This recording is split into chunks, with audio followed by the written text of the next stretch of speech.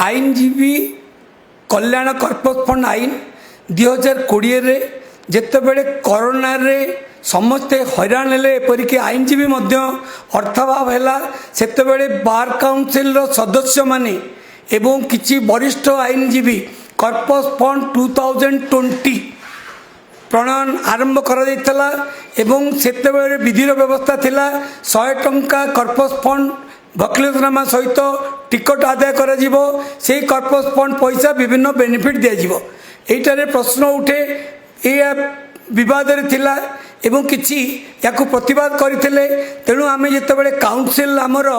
regular council आसिला सर्वसम्मति क्रमे आमे किछि डिफेक्ट रेक्टिफाई कलु एवं आमे 100 टंका रु 20 टंका रेस्पेक्टिव बार एसोसिएशन रो बेनिफिट पई क्रेडिट हबो in the account of secretary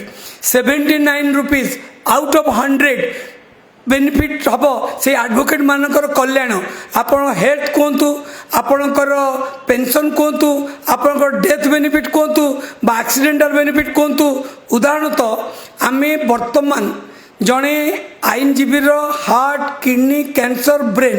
क्षेत्र में मैक्सिमम 50,000 दे पारुथुलु वर्तमान आमे ए कॉर्पस फंड लागू हेले आमे 1.5 लाख पर्यंत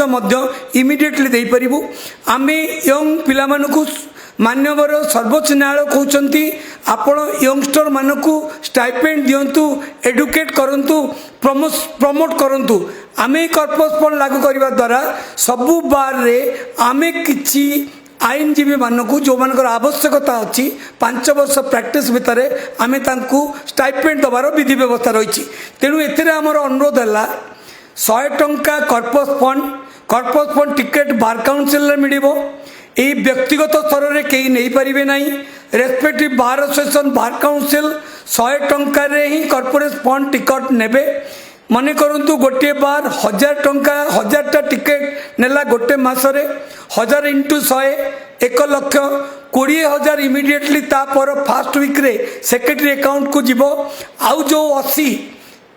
रु 79 टंका विभिन्न कल्याण निमंते ता प्रयोग कराउची आउ ये कॉर्पस फंड आमे चालू करने द्वारा सेंट्रल गवर्नमेंट स्टेट गवर्नमेंट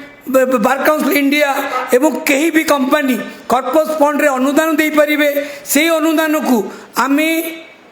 सर्वसम्मति क्रमे बार काउंसिल रिजोल्यूशन करी आईनजीवी मानकर कल्याण निमंते ताकू आमे विनियोग करि परिबु तेणु आमे आज जो प्रेस कॉन्फ्रेंस डाकिछु आमे 50,000 आईनजीवी एवं 180 बार एसोसिएशन समस्त कर्मकर्ता को अनुरोध करुचु आसंता 1/4/2025 रु ए कॉर्पस फंड आईन 2020 लागू बलवत्तर रहिबो एवं समस्ते बाध्य बाधकतारे आमर वकीलनामा 100 टंकार टिकट लगेबे 10/3/2025 रु बार काउंसिल टिकट बिक्री स्टार्ट होबो एवं पूर्वथर तत्कालीन मुख्य विचारपति 30 जिलार जिला जज को रजिस्ट्रार मानक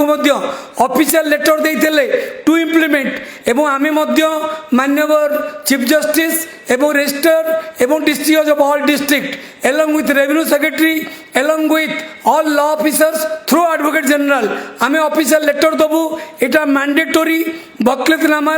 100 टंका कॉर्पस फंड लगेले ही आमे 50,000 आईनजीवी कल्याण निमित्ते